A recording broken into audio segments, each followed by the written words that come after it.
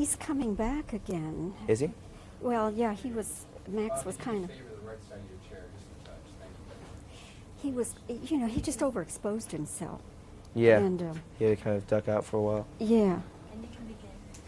Okay. Does the air conditioning stay on? Oh, okay. All right. Okay. Well, River, good morning. Good morning. It's nice to be talking with you again here in New York City. The last time was running Ring on empty. empty. Yes, and here you are now in this wild and crazy movie called I Love You to Death. See, I'm laughing when Death, I say I love you.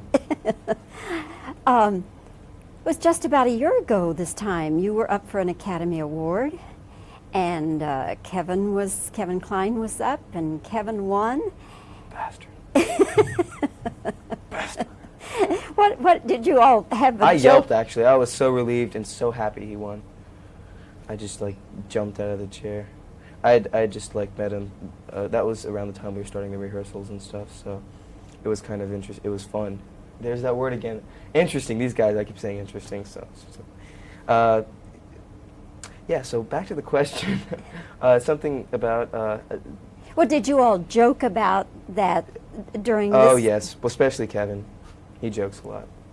What did he remind? Excuse me. He just rubbed it in my face. He came to work every day with the asker. And I'm kidding.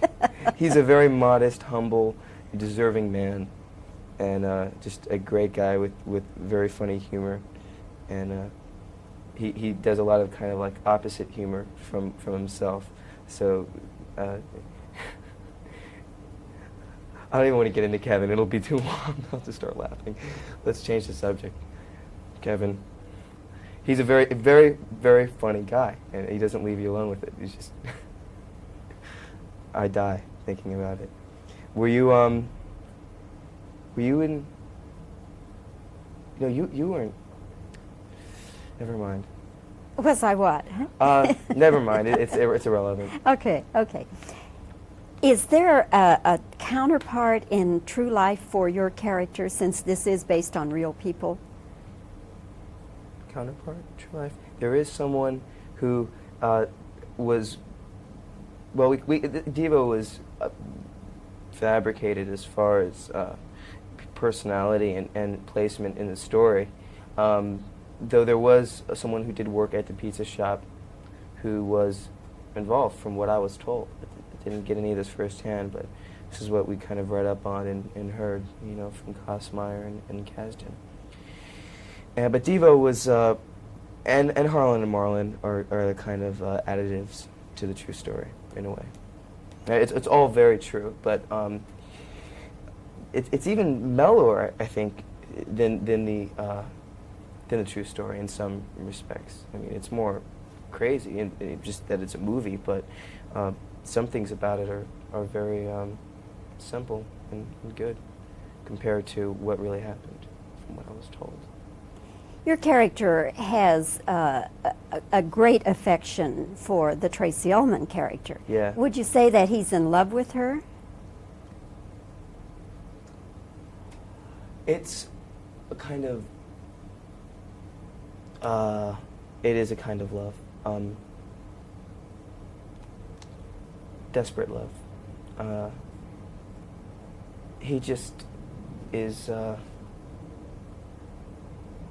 very longing for her and respects her dearly, and sees so much that she puts up with Joey and what have you, and is miserable for her, and has this sort of kind of lost mother sentiment that I think he will replace with her, and then it gets kind of weird and Freudian, but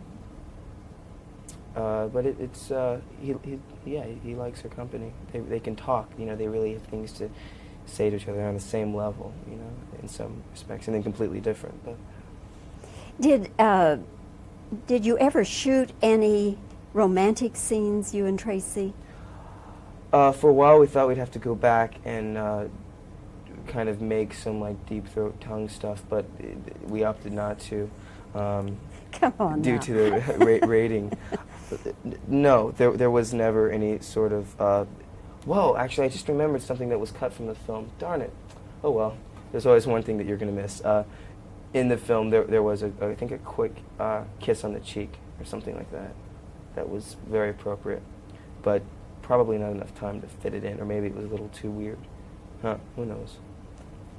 This whole thing could have been a drama, couldn't it? It could have been, and it was in some ways in the filming of it. I mean, the murder sequence, in the bedroom stuff. I mean, it was, the only person joking really was Kevin, but he was dead, or half dead, so.